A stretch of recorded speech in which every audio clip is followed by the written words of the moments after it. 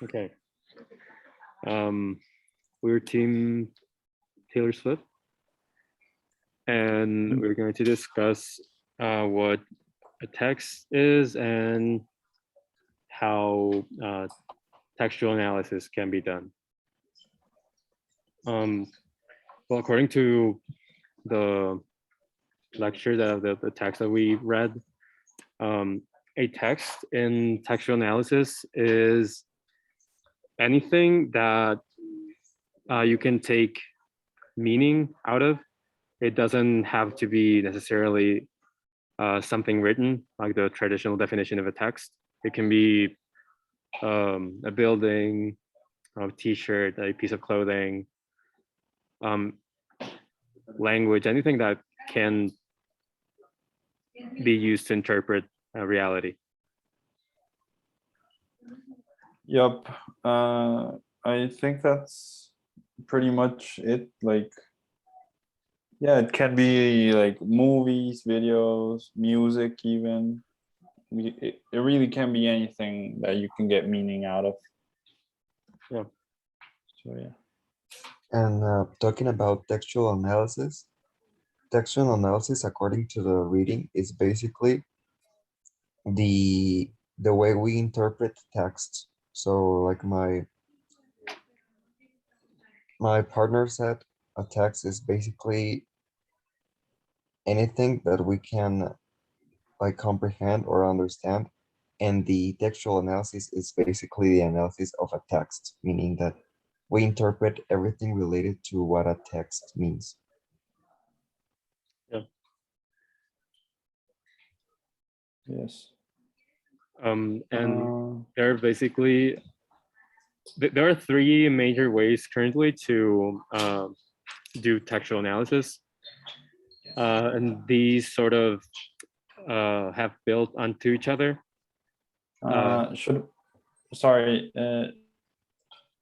Should we address point number 2 first or later? Oh yeah. Like What was referring it? to the examples? Oh yeah, the examples, yeah.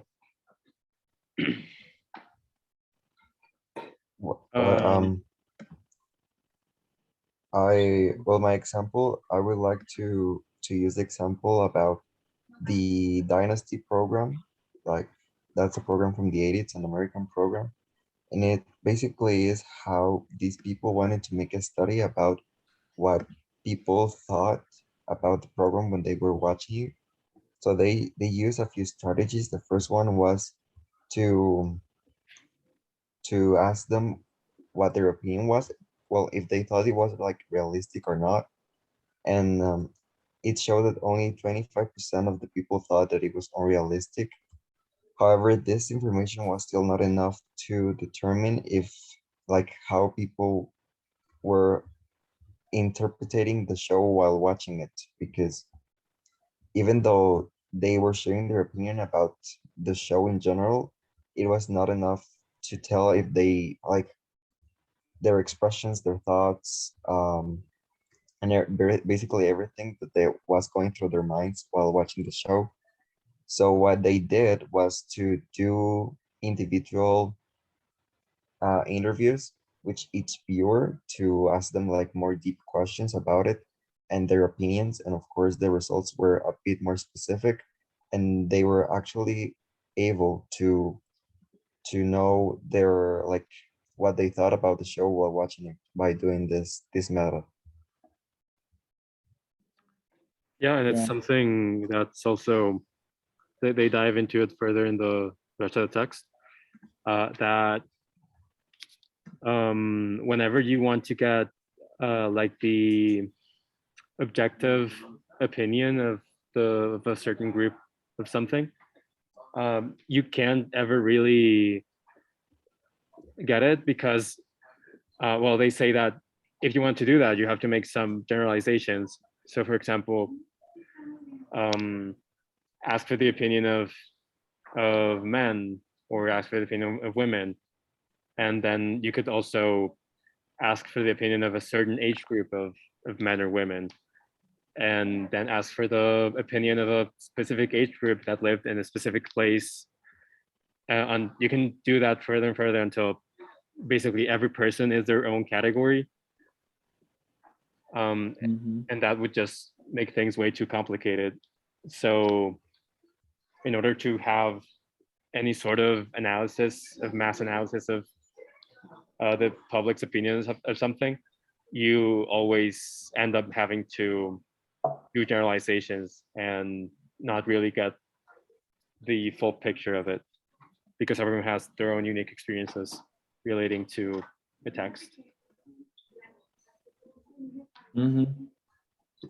Another example I'd like to bring up is when the author mentioned that an American visiting Japan would be like very weirded out because, for example, just like a helpful gesture, like just a courteous manner, could be like rejected. And I don't know, it made me think about how different our cultures are, and well yeah, how something as maybe as simple as opening the door for someone could be even like offensive. Well, it could be even considered offensive here, but sometimes depending on the context, well, it isn't.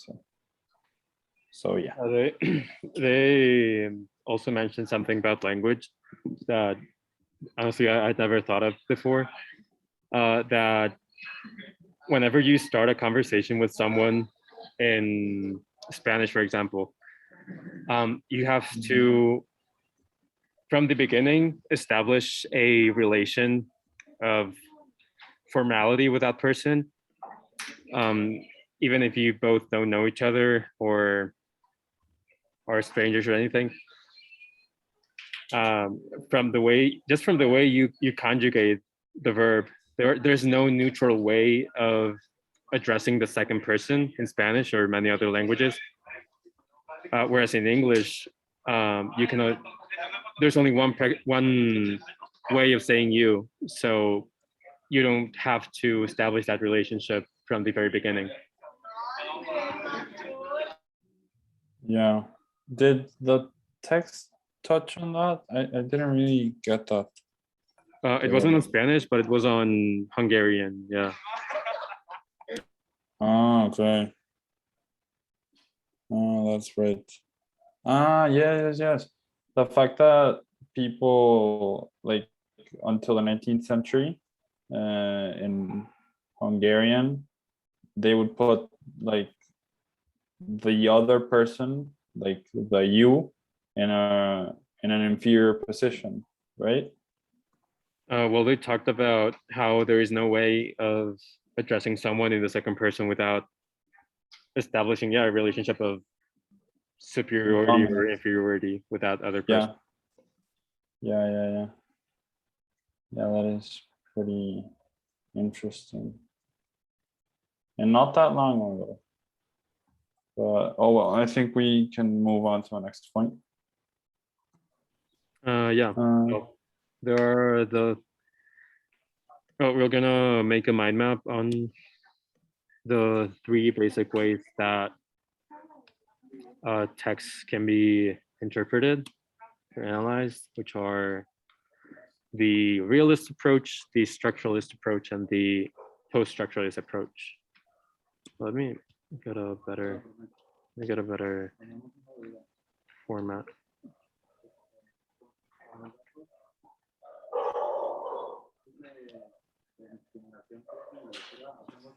Should we discuss these ways like beforehand or just while we're doing the content? Well, yeah, sure, we can discuss it while we're doing the flow chart. Okay.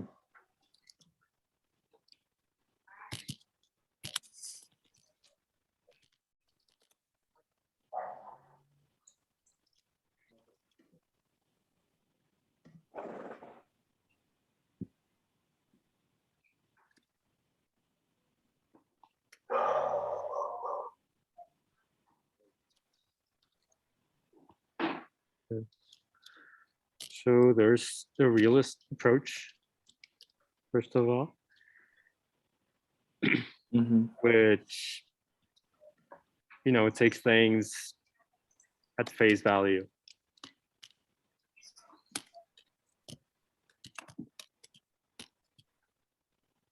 And there is basically no questioning of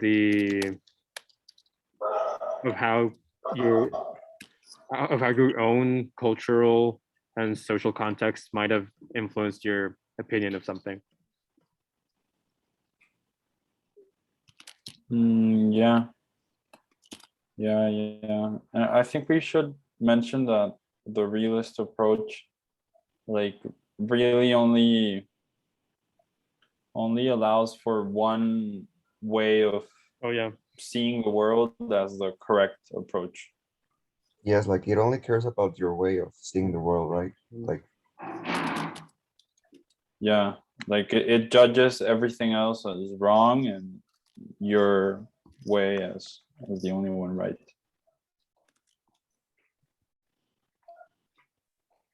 Yeah. What else? I mean, about this, I think this is like not a right way of seeing other people's opinions, because of course this can lead to maybe a little bit of judgment and Oh yeah. maybe underestimation and stuff like that. Yeah, which because of if you course hold is your opinion as the only true one, you're gonna regard everything else. It said the text said that a realist approach takes a single text and holds it against every other one.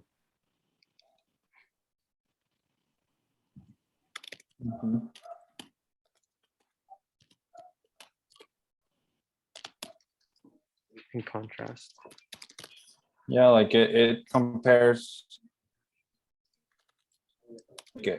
every single text against one another to in an attempt to find the correct one.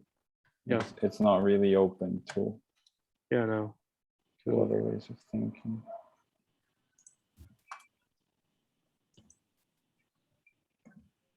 Oh yeah, it holds.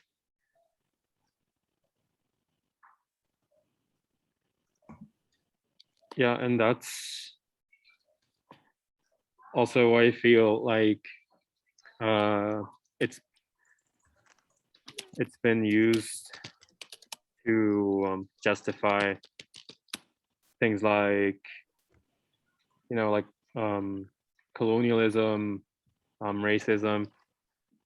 Because, for example, if you hold a realist view of the progress that a civilization makes, so if you only consider that every single civilization must start from hunter-gatherers and then evolve, you might say, to agriculture and then cities, and then they almost industrialize at some point, then if you're an industrialized nation and you approach another culture that is not industrialized, you can use this approach to justify colonizing them, because to you they are not civilized enough. Yeah, like the example about the British kind of only researching other cultures because of how bizarre they thought they were. How exotic. Yeah. Yeah.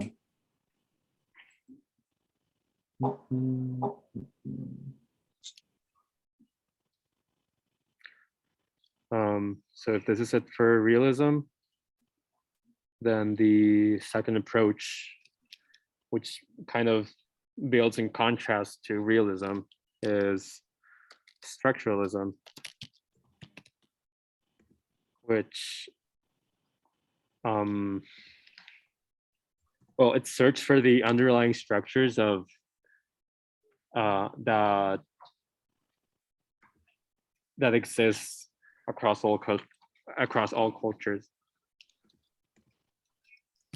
Yeah, like I think it isn't as judging as the realist approach, but it still kind of looks for, I don't know, it kind of judges in a way, in the way that it like like tries to find where cultures meet, right? I mean, Yes, yeah, right. Like it tries to find like, because it says that basically they all have like the same structure, like the same base. And of course they just end up maybe telling them in different ways. But in the beginning they all share like the same idea, which of course it might be true, but it might not be true. But of course it doesn't look into it. It just says like, well, maybe you have a different opinion about me, but maybe if we go deep into our ideas, we'll find a common definition, a common concept or something. So it basically tries to like join all the different opinions by saying that they all share the same structure, but it still is trying to find like one correct answer. And it's not really thinking about that there could be many different answers, or that there aren't any correct answers like, at all. Mm-hmm. all right.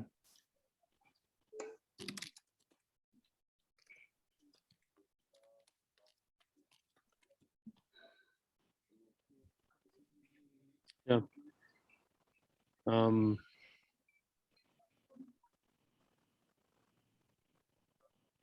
yeah, it is less judgmental than realism because it doesn't hold one view as the only true one. It validates other worldviews in it.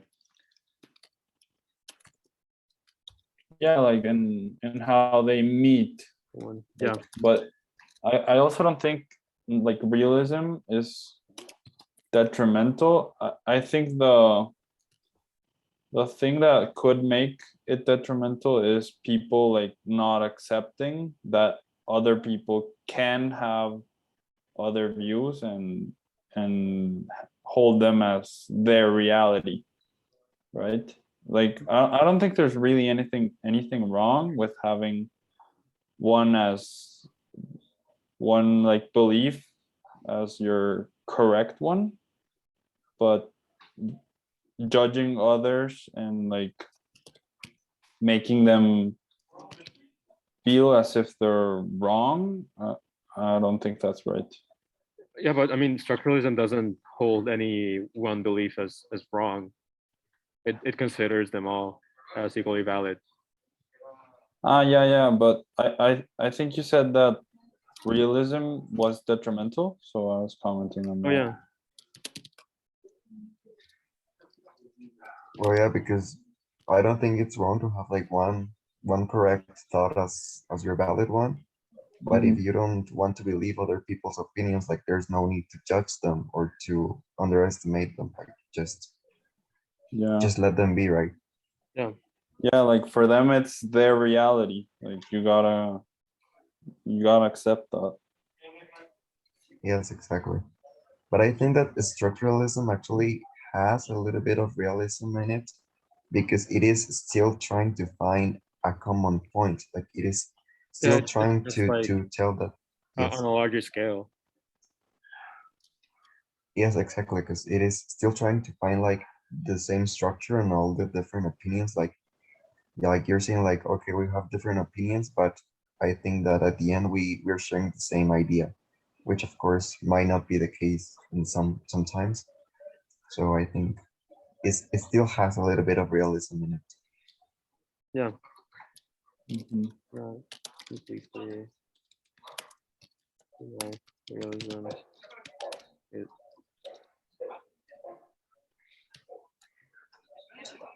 only considers it.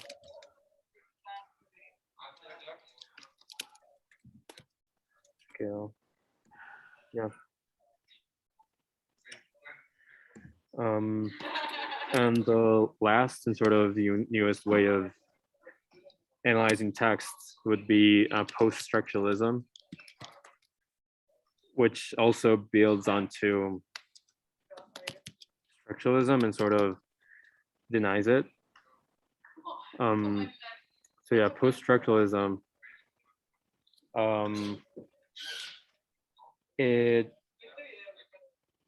basically says that it's useless to try to find structures that can encompass the entirety of the human experience. And it's better to just consider every single person as having their own structures and experiences. Yeah, like it doesn't judge like different cultures and tries to see which one is right or wrong. It just accepts that everyone has different beliefs, and for each and every one, that is their reality. Yeah. Which is like basically the opposite of realism, because of course post-structuralism doesn't care or doesn't think that there's one right answer or one right opinion. It just basically defines like everybody's right or everybody's wrong. Like you could say that you're right, but like you could also be wrong, but it doesn't really matter because we have different opinions and you can judge other people's opinion. Yeah. Yep. I kind of think about post-structuralism as like the most objective como way of research, because like it doesn't like, I don't know how to say it. It doesn't blind results based on like one's own opinions or things like that. Like it just takes what people believe as right.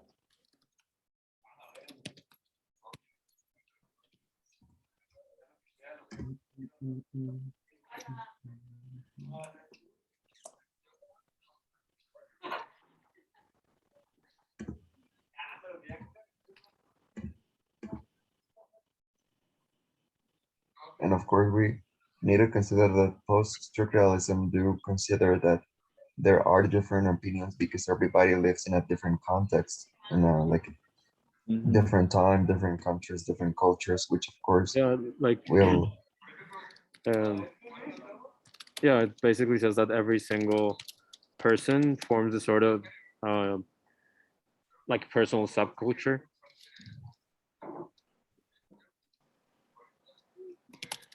Yeah, in a way. And I think you should also include that like each person's beliefs is their reality. Yeah.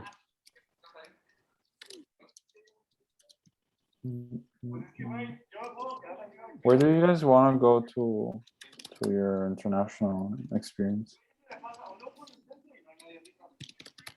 right. Like, you know, we have to Oh yeah. do an international experience. Yeah. You're Where do talking you guys about like the activity from Tuesday, yeah. and you asked us like which one we picked, or No, like yeah, where do you want to go? I want to go to Germany, to Heidelberg. Okay. You? I was actually not able to find like these specific experiences that are like available, so I just like I picked a country and I looked for an experience there, and I was yeah, I mean it was hard because I didn't have like the specific information, but I ended up picking Canada as my Okay. choice. Wait, so should I? Are we done? Yeah, I think so. I think it's enough with this. Okay. Okay, so I'm gonna stop the recording. Yep. Mm.